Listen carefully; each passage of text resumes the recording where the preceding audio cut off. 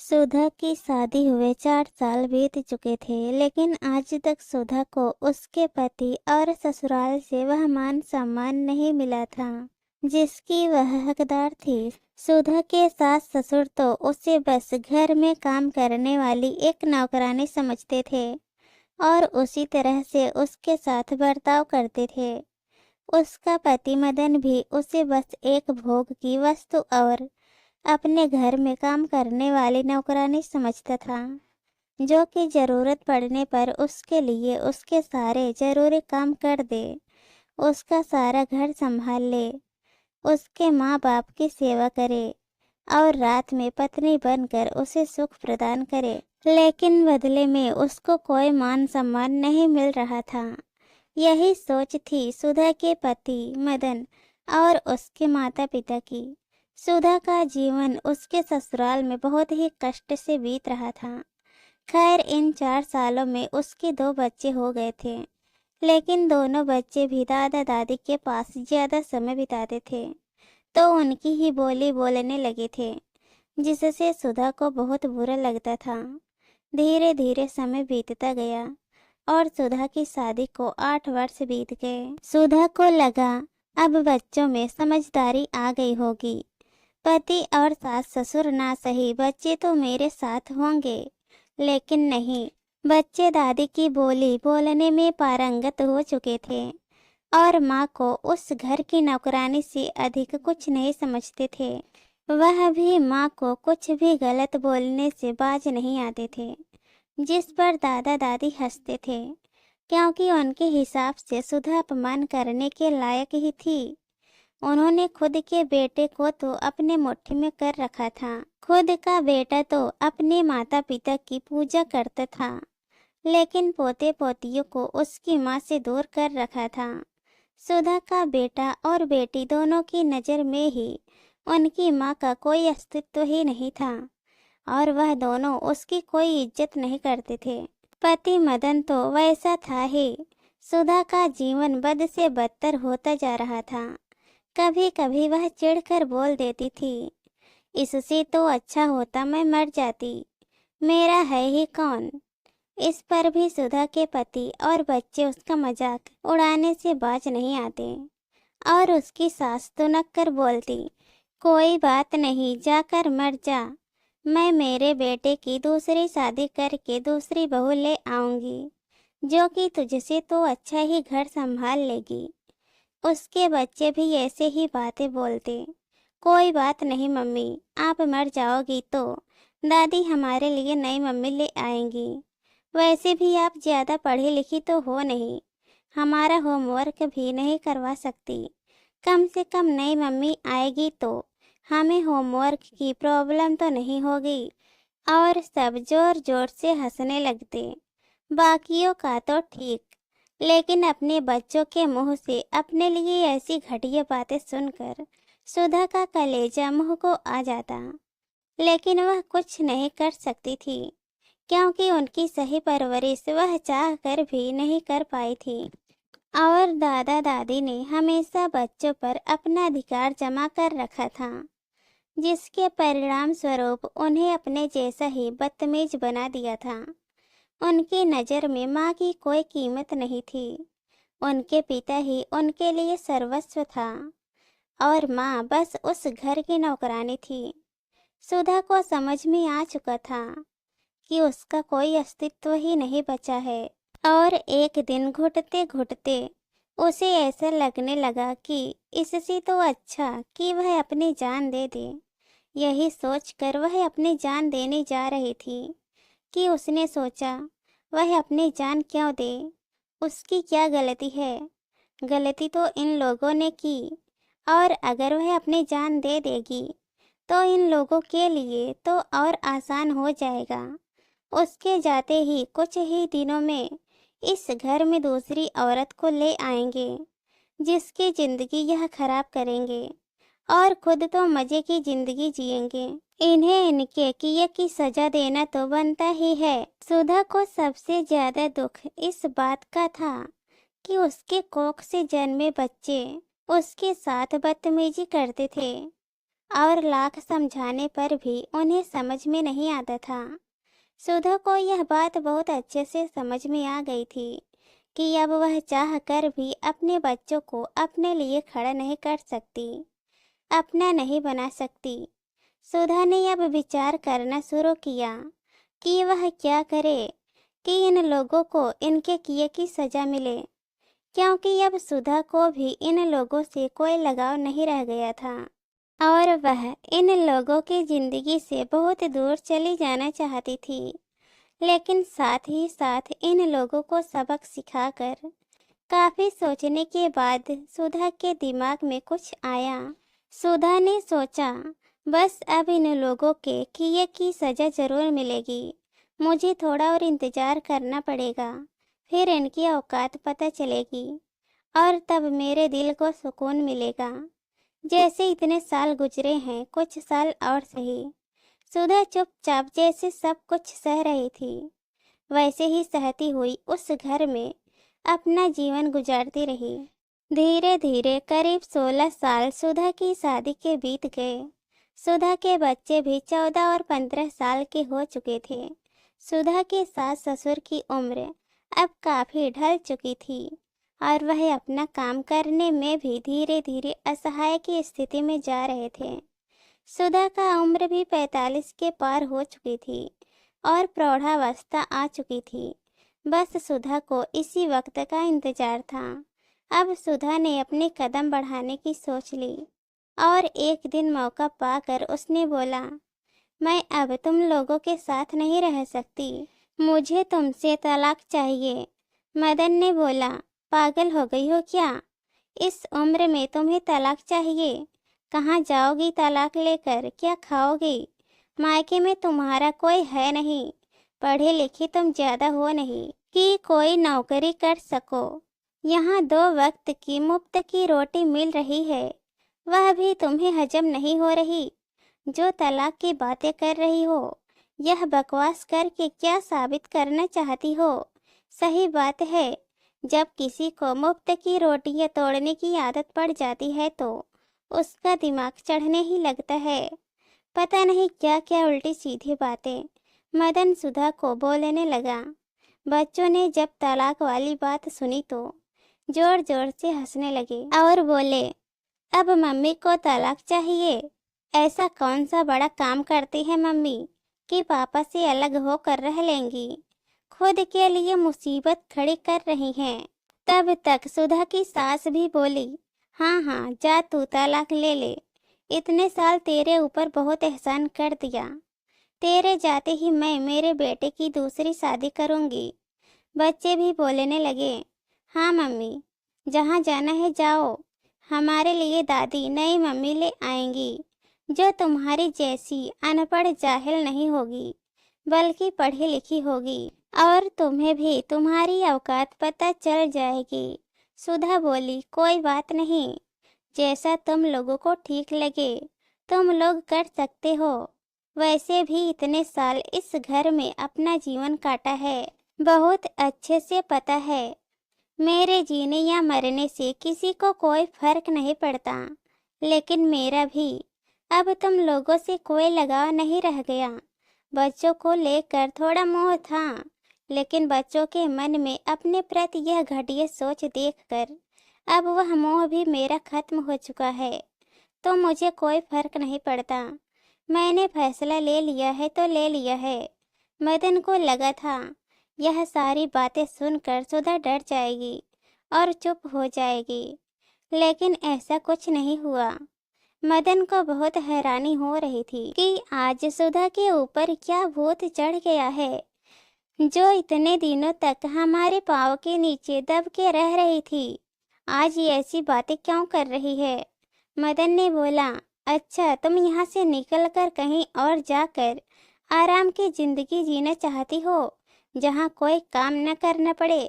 तुम्हें क्या लगता है मैं तुम्हें आसानी से तलाक दे दूंगा ताकि तुम बाहर जाकर मजे करो? सुधा बोली, मुझे कोई फर्क नहीं पड़ता, तुम मुझे तलाक देते हो तो ठीक, नहीं देते हो तो भी ठीक। अगर तलाक दे दोगे तो तुम आसानी से दूसरी शादी कर लोगे, नहीं दोगे तो तुम्हारी दूसरी शादी में ही मुश्किल होगी। मैंने तो वैसे भी सोच लिया है कि मैं किसी आश्रम में जाकर बुजुर्गों की सेवा करूंगी और वहीं कोई सिलाई बुनाई का काम भी कर लूंगी। मेरा सारा जीवन वहीं गुजर जाएगा और जब मेरी अंतिम अवस्था आएगी तो वहीं के लोग मेरा अंतिम संस्कार भी कर देंगे। मुझे किसी की कोई ज़रूरत नहीं, मैंने सारा इंतजाम कर लिया है। तो मुझे तुमसे और तुम्हारे परिवार से भी कोई मतलब नहीं रहेगा। तो तुम मुझे तलाक दो या ना दो, मेरा फैसला नहीं बदलने वाला। मैं तुम लोगों के साथ अब और नहीं रह सकती। यह कहकर सुधा वहां से चली गई। मदन और उसके माँ बाप को समझ में नहीं आ रहा था कि सुधा को क्या हो गया है, लेकिन सुधा ने यह सब कुछ बहुत सोच समझ कर किया था, क्योंकि सुधा के मन में इतने दिनों से अपने ससुराल के प्रति इतनी घृणा बढ़ गई थी कि वह इन्हें इनके किए की सजा देना चाहती थी। इसलिए उसने अपनी जिंदगी के 15 साल इस नर्क में गुजार दिए, इस उम्मीद में कि आज नहीं तो कल सब ठीक हो जाएगा। पर ऐसा कभी नहीं हुआ और अब वह इस नर्क में नहीं रह सकती थी। साथ ही साथ इन लोगों को इनकी औकात भी दिखाना चाहती थी। एक हफ्ते में ही बिना किसी से कुछ कहे सुने वह उन लोगों से दूर किसी आश्रम में चले गई। उन लोगों को नहीं बताया कि वह कहाँ जा रही है और वहाँ वह बुजुर्गों की सेवा करने का काम करने लगी। साथ ही साथ वहाँ के रसोई में खाना बनाने का काम भी उसने शुरू कर दिया। बहुत खुश थी सुधा, क्योंकि उसे आश्रम में रहने की जगह भी मिल गई थी और जो काम आश्रम में वह करती थी उसके बदले उसे अपने खर्च के लिए पैसे भी मिल जाते थे और वह एक आत्मसम्मान की जिंदगी भी जी रही थी, बिना गालियाँ खाए। अब सुधा ने अपने जीवन से जो चाहा था वह उसे मिल गया था और उसके मन की व्यथा भी अब शांत हो चुकी थी, क्योंकि उसके पति और उसके ससुराल वालों को उनके किए की सजा अब मिल रही थी और उन्हें उनकी औकात पता चल रही थी। सुधा के जाते ही पूरा घर उथल पुथल हो गया था। सुधा की सास तो इस गुमान में रहती थी कि वह अपने बेटे की दूसरी शादी कर देगी, पर एक प्रौढ़ावस्था में पहुंच चुके व्यक्ति की दूसरी शादी करना आसान नहीं होता। कोई भी लड़की मदन से शादी करने को तैयार नहीं थी, जिसकी 14 साल और 15 साल के 2 बच्चे थे, और अगर कोई तैयार भी होती तो उसकी कुछ शर्तें होती कि वह बच्चे को अपने साथ नहीं रखेगी, उसके माँ बाप की सेवा नहीं करेगी, बल्कि अलग घर में सिर्फ मदन के साथ रहेगी। अब सुधा के सास ससुर यानी कि मदन के माँ बाप को समझ में नहीं आ रहा था कि अब वह क्या करे। सुधा ने जानबूझकर इतने वक्त इंतजार किया था, वह उनके शरीर के ढलने का इंतजार कर रही थी और अब जब उनका शरीर इस लायक नहीं बचा था कि वह अपने दैनिक जरूरत के कार्य भी ठीक से कर सके और उनका प्यारा बेटा उम्र के उस दहलीज पर पहुंच जाए कि उसे पता चले जीवन साथी का साथ पाना इतना आसान नहीं होता, जिसकी उसने पूरे उम्र कद्र नहीं की, उसके बिना उसका जीवन कितना मुश्किल होगा। तब वह उन्हें छोड़कर गई थी। पूरी तरह से असहाय हो गए थे वह और कोई उनकी सेवा करने वाला नहीं था। सुधा यही तो चाहती थी कि उन्हें उनकी औकात पता चले। एक गिलास पानी पीने को भी वह तरस जाते थे। बच्चे इस लायक थे नहीं कि घर के कुछ काम जानते हो, क्योंकि ना अभी उतनी उम्र हुई थी और ना ही उन्हें इस तरह की परवरिश मिली थी कि वह कुछ काम कर सके। उन्होंने तो बस अपनी माँ पर हुक्म चलाना सीखा था। अब घर में एक एक चीज के लिए दिक्कत होने लगी। मदन घर देखता या अपना ऑफिस, सास का जो घमंड था कि मैं अपने बेटे की दूसरी बीवी ले आऊंगी, वह तो कुछ दिनों में ही टूट कर चूर हो चुका था। बच्चे एक दिन भी वक्त पर स्कूल नहीं जा पा रहे थे। मदन एक दिन भी वक्त पर ऑफिस नहीं जा पा रहा था। मदन के माँ बाप एक कप चाय को भी तरस जाते थे। आज उन्हें सुधा की बहुत याद आ रही थी, कि उसके रहते तो उन्हें कभी किसी बात की कोई दिक्कत हुई ही नहीं। अब उन्हें सुधा की महत्व समझ में आ रहा था। बच्चे भी दुखी थे क्योंकि वह किसी भी दिन वक्त पर स्कूल नहीं पहुंच पा रहे थे और रोज स्कूल में डांट खाते थे। साथ ही साथ उनकी पढ़ाई भी धीरे धीरे खराब होती जा रही थी, क्योंकि सुधा कुछ भी थी बच्चों की पढ़ाई का पूरा ख्याल रखती थी और कभी उनकी पढ़ाई में कोई दिक्कत नहीं आने देती थी। घर में एक खाना बनाने वाली और एक काम करने वाली को रखा गया, जो कि वक्त पर आकर खाना बना दिया करे और वक्त पर आकर झाड़ू पोछा बर्तन कपड़े कर दिया करे। अच्छे खासे पैसे दे रहा था मदन उन दोनों को। उसके बाद भी 2 वक्त का अच्छा खाना उन्हें नसीब नहीं हो रहा था और ना ही घर के काम सही से हो रहे थे। उल्टा धीरे धीरे घर से चीज गायब होने लगी, जो कि बहुत अच्छे से समझ में आ रहा था कि दोनों काम वाले ही घर की चीजों पर हाथ साफ कर रही हैं। सुधा की सासू माँ तो चलने फिरने में असमर्थ हो चुकी थी, क्योंकि उनके घुटने खराब हो चुके थे। और ससुर जी, जिन्हें दिन भर में 10 बार चाय चाहिए होती थी, वह 1 कप चाय बनाने के लिए भी किचन में खुद जाते थे और जैसे तैसे अपने कांपते हाथों से चाय बनाते थे, क्योंकि खाना बनाने वाली तो खाना बनाकर चली जाती थी, ऊपर से इतना पैसा भी लेती थी और घर की चीज भी चोरी करती थी। अब यह सब कुछ उनसे बर्दाश्त नहीं हो रहा था। उनका सारा घमंड चूर हो गया। मदन ने जैसे तैसे सुधा के बारे में पता किया और उससे मिलने पहुंचा। मदन ने उससे बोला, हमें हमारी गलती का एहसास है, तुम घर वापस चलो। सुधा बोली, तुम कौन हो? मैं तुम्हें नहीं जानती। मेरा कोई परिवार, कोई पति, कोई बच्चे नहीं हैं। मदन ने बोला, ऐसा मत बोलो, हम अपनी गलती मानते हैं। हमसे बहुत बड़ी गलती हो गई, हमें माफ कर दो और अपने घर चलो। सुधा बोली, ठीक है, मैं आपके साथ घर चलने को तैयार हूँ, लेकिन मुझे मेरी जिंदगी के गुजरे हुए वह 17 साल वापस कर दीजिए, जो आप लोगों की वजह से नरक से भी बदतर थे। मदन के पास सुधा की बातों का कोई जवाब नहीं था।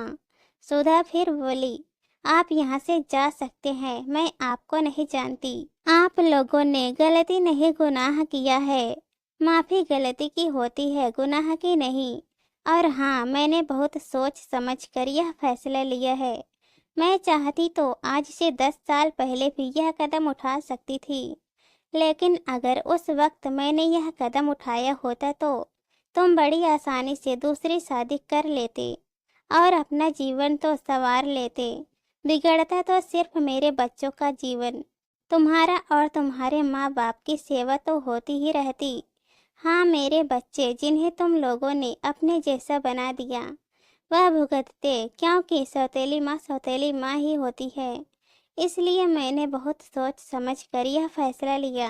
मैं तुम लोगों के किए की सजा जरूर देना चाहती थी और चाहती थी तुम लोग भी उस तकलीफ से गुजरो जिस तकलीफ से मैं गुजरी थी। इसलिए मैंने उस नरक के जीवन में 17 साल बिताए और तुम्हें उम्र की उस दहलीज पर ले आई जब दूसरी शादी करना तुम्हारे लिए आसान न हो, और अगर दूसरी शादी करो तो दूसरी बीवी की शर्तें स्वीकार करना आसान न हो। साथ ही साथ मेरे बच्चे भी इतने बड़े हो गए हों कि सौतेली माँ अगर आ भी जाए तो उनके साथ कोई दुर्व्यवहार न कर पाए, क्योंकि बच्चों ने मेरे साथ कैसा भी व्यवहार किया हो, आखिर है तो मेरे बच्चे, तो मैं उनका बुरा नहीं सोच सकती। और हाँ, तुम्हारे माँ बाप भी उम्र के उस दहलीज पर आ जाए कि उन्हें पता चले बुढ़ापा क्या होता है, और बुढ़ापे में बेटा नहीं बहू ही सेवा करती है, जो कि आज उन्हें बहुत अच्छे से पता चल रहा होगा। और तुम्हारे माँ बाप का सारा घमंड जा रहा होगा, जैसे तुम्हारा घमंड आज जा रहा है। मैं तुम्हें नहीं जानती। जाओ, जाकर अपने लिए दूसरी बीवी ले आओ, जो कि तुम्हारे लिए तो बहुत आसान था ना बोलना, अब करके दिखाओ। और तुम्हारे माँ बाप जिन्होंने मुझसे मेरे बच्चों तक को छीन लिया और उन्हें ही मेरे खिलाफ कर दिया, आज हाथ पैर और लाचार हैं तो पता नहीं क्यों मेरे दिल को बहुत सुकून मिलता है। इसी वक्त का तो इंतजार था मुझे। आज मुझे मेरे जीवन का इंसाफ मिला है। अब जाओ यहाँ से, मैं तुम्हें नहीं जानती और भूल कर भी कभी दोबारा यहाँ कदम मत रखना। दोस्तों, इस कहानी पर आप लोगों की क्या राय है कमेंट में ज़रूर बताना। और अगर कहानी पसंद आए तो हमारे चैनल को सब्सक्राइब कर देना। कहानी सुनने के लिए बहुत बहुत धन्यवाद।